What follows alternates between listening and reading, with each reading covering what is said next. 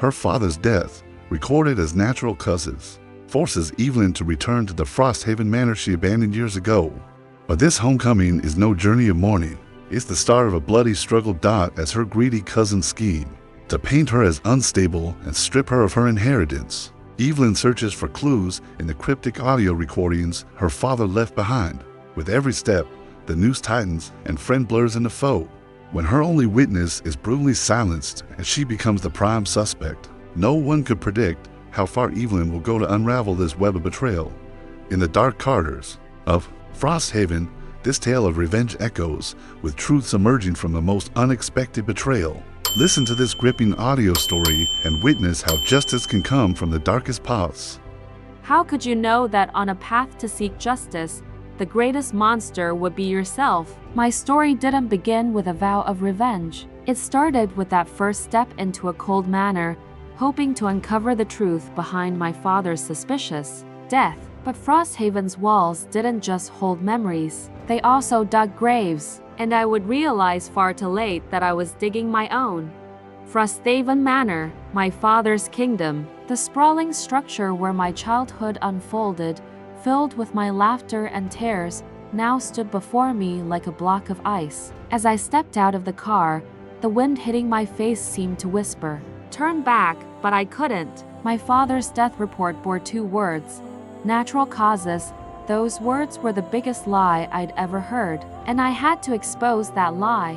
When the manor's elderly servant opened the door, I could see genuine pain on her face. In the parlor, my cousins Miles and Clara were waiting. The grief on their faces was no different from a fake painting by a skilled artist. Miles, with an air that made it clear he wasn't pleased to see me, said my father hadn't been well lately and that this sudden loss had shaken everyone. His voice was like mothballs clinging to an expensive suit, artificial and unsettling. His eyes never met mine, constantly scanning the room's antique furnishings. He was counting the inheritance. Clara, on the other hand, was like a knife dipped in honey. She came close, commenting on how thin I'd become, saying the city hadn't been kind to me. She put on a show of false compassion, saying if I'd visited more while my father was alive, things might have been different. When she placed her hand on my shoulder, I flinched as if I'd touched a snake's cold skin. The presence of these 2 people, whom I hadn't seen in years,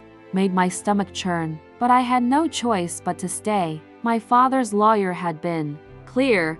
To access the full inheritance, I had to find the final legal document my father had hidden somewhere in this house. Until I found it, I was stuck at this wolves' table with them. That night, I retreated to my room, sat in my father's old chair, and whispered, "Why, Dad? Why did you leave me alone with them?" There was no answer, only the rhythmic ticking of the wall clock, as if it were counting down my remaining time.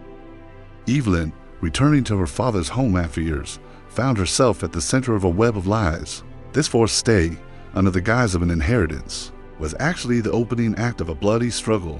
But Evelyn didn't know one thing: the prey at this table was her. So, what does a hunter do when they realize they've fallen into a trap? Do they flee, or do they become an even more dangerous predator?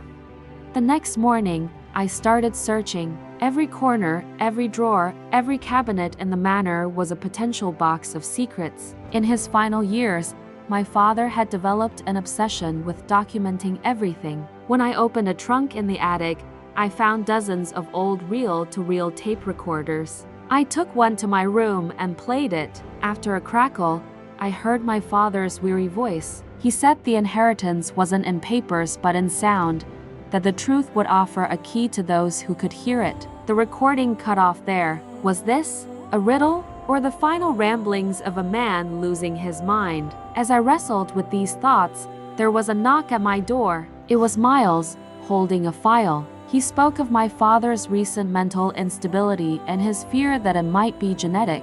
He added that if I turned this document search into an obsession, they could petition the court to have me placed under guardianship, taking control of the inheritance for my own good. The threat was so blatant it could have slapped me across the face. They'd have me declared insane and seize everything. After he left, I was trembling with rage when Clara approached with a cup of tea. She told me not to listen to Miles, that he was only thinking of me. Then she brought up my childhood, how my father bought me expensive toys while sidelining them, how I was always an outsider in this house, but she'd always seen me as a sister. She was cutting into my deepest wound, the feeling of being an outcast. One threatened, the other offered poisoned kindness. It was a perfect partnership. I returned to my room and locked the door. I wouldn't let them win. While flipping through my father's journal, I came across a name, Dr. Alton Gray, my father's private doctor, the only person he trusted in his final years. I found his number and called. On the other end, Dr. Gray's voice was anxious. After offering condolences, I said I wanted to talk about my father's death. His tone grew tense. He said he couldn't discuss it over the phone, that it was sensitive. But then he whispered the critical sentence.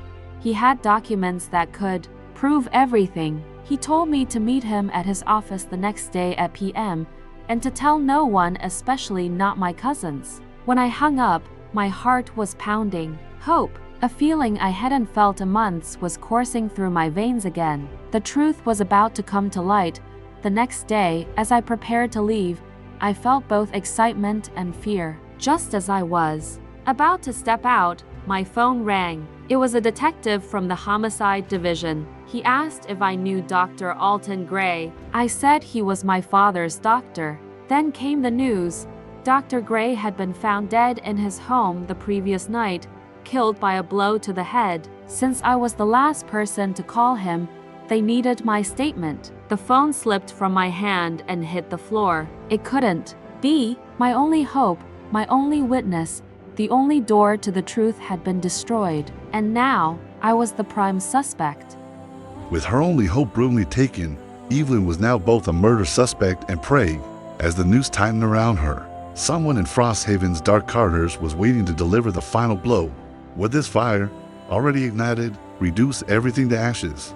Or would it illuminate an unexpected truth?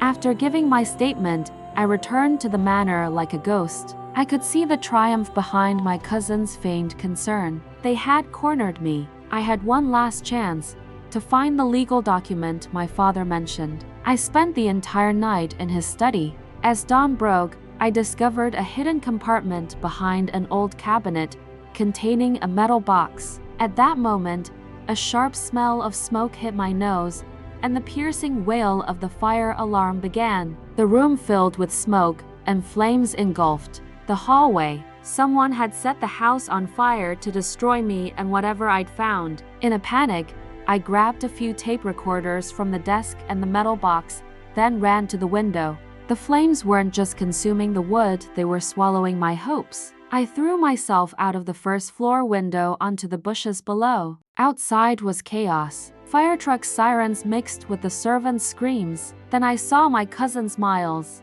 and Clara standing in the garden. There was fear on their faces, but in the depths of their eyes, I saw relief. Then a stretcher carried my injured cousin Owen past, and a little further off, Owen's wife, Lucille, stood. Her eyes weren't on her injured husband or the burning house. They were on me. Her gaze was so piercing it burned more than the flames. That's when I knew.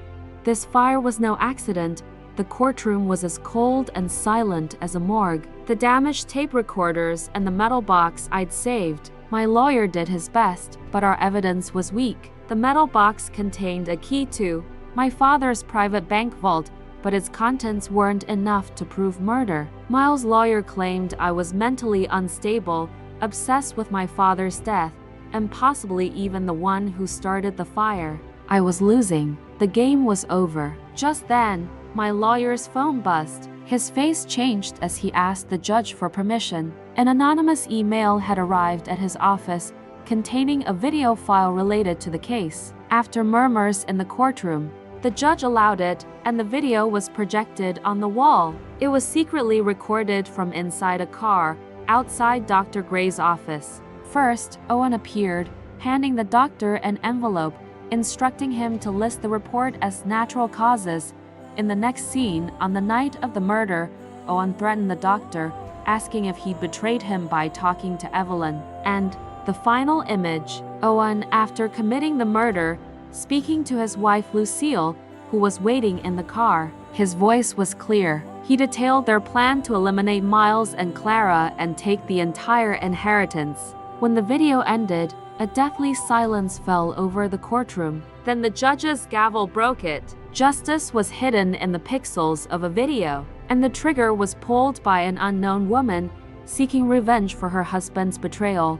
What followed was a blur of newspaper clippings and TV reports. Miles and Clara were arrested. Search warrants were issued for Owen and Lucille, who had vanished. I was at Frosthaven train station, holding the key from the metal box that started it all. I looked at it for a moment. Then, I slowly dropped it into the nearby trash can. The sharp sound of metal hitting plastic was the sound of an era closing.